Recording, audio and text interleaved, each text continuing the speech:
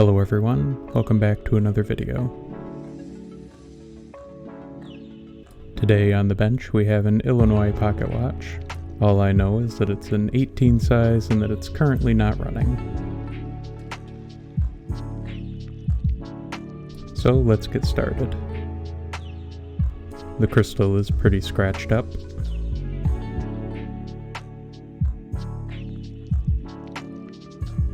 The mainspring doesn't feel broken, so we can rule that out.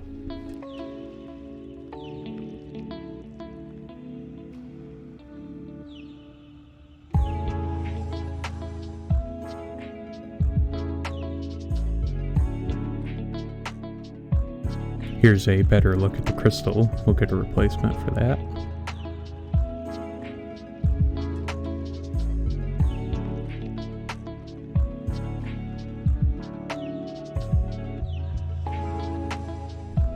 Okay, now we know it's lever set, so let's check the keyless works. Everything feels good there.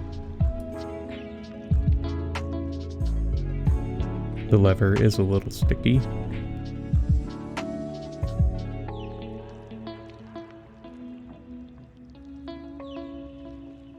It doesn't really show on camera, but there's a nice deer motif on the back of the case. And here's the movement. It looks like a grade 69. I'll check the database to make sure. The case isn't original. You can see extra screw marks on the rim here. The bow is also very loose, so we'll tighten that up.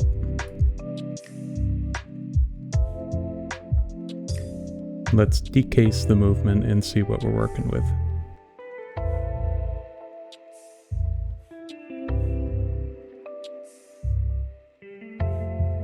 I looked in the database and this serial number comes up as a grade 67. There is a note that there might be an error with the serial numbers, and given that this looks like every other grade 69 that I've seen, I'm going to go with this being a grade 69. A bit of a bummer because the grade 67 is quite a rare grade with only 1,000 movements ever made. Some variants have the 17 jewel engraving along the rim rather than where it is here.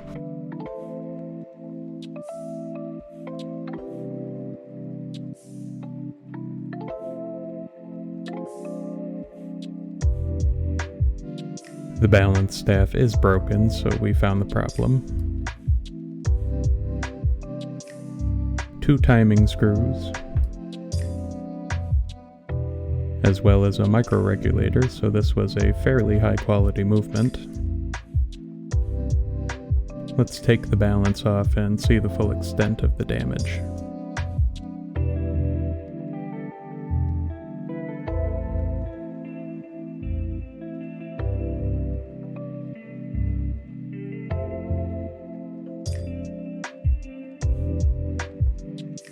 You can see that the bottom pivot is intact, but the top one is missing.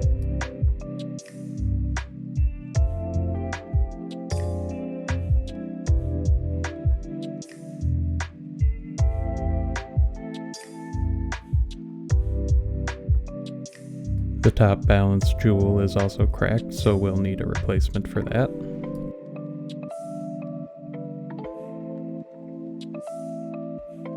Here's the dial.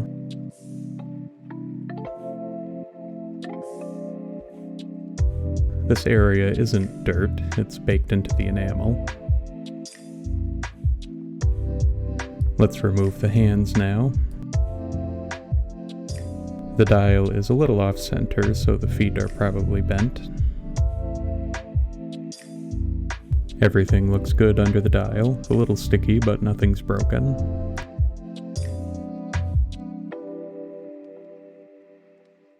Let's remove the barrel bridge and see how the mainspring barrel looks.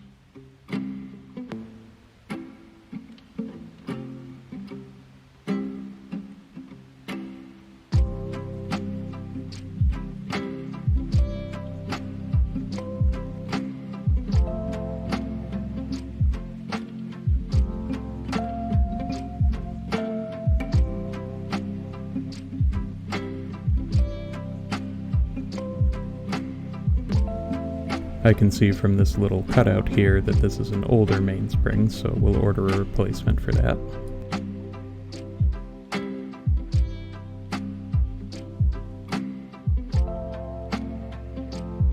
You can just barely see a witness mark from the balance wheel rubbing against the plate here. That tells me that the replacement staff I order needs to be the longer version of the two. Let's take the gear train bridge off now and get a look at the pivots and the jewels.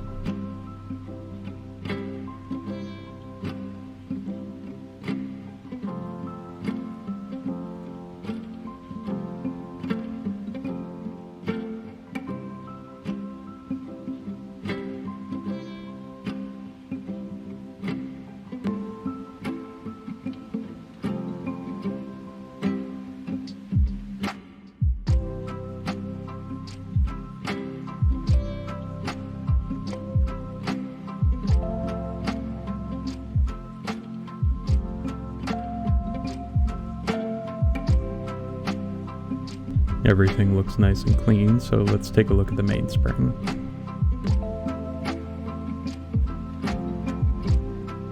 It could definitely use a new one, so we'll replace that.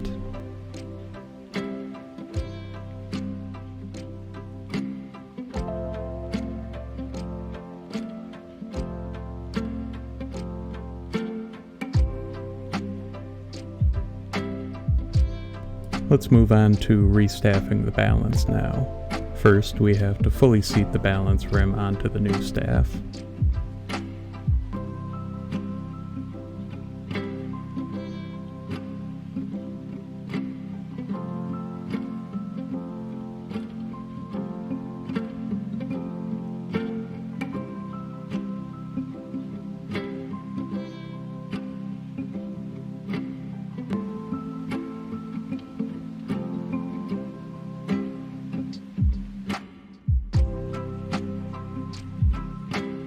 Next, I'll form the rivet to keep the rim secured.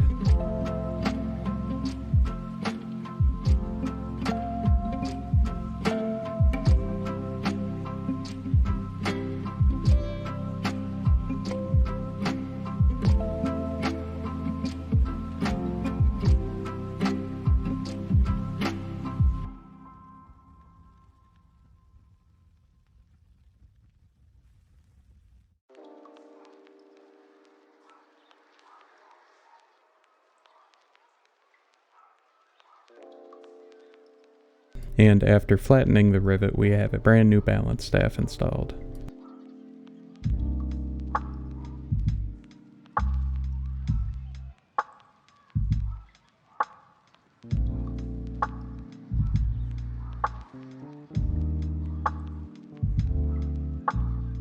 Now we can put the roller table back on.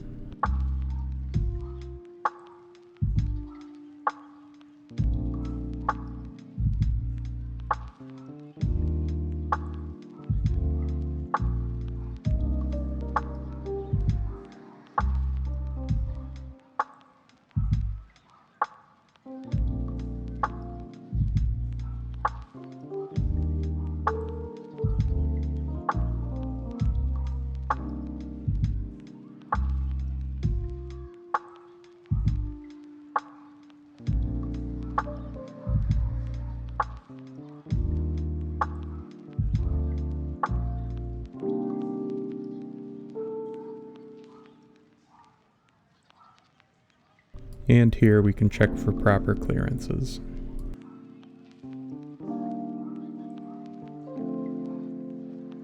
Everything's looking good, so I'll clean everything and be back once that's done. And here we have the finished movement. When I put this back together originally, it ran for about a minute and then the hairspring snapped. It's not common for that to happen, but it does occasionally. So I replaced that, and while I was waiting for the new hairspring to arrive, I poised the balance wheel. And here are the results from that.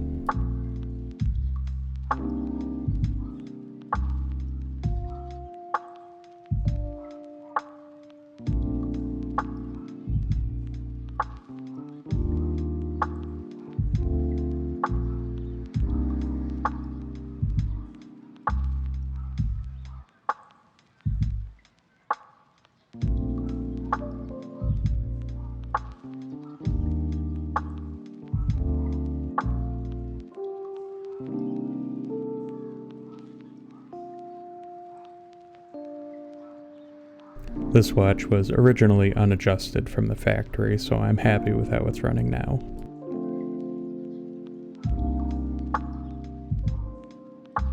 And here's the dial. Again, these specs are baked into the dial and they're not dirt. I'm still waiting on the replacement crystal to arrive, so for now I've put the old one back in.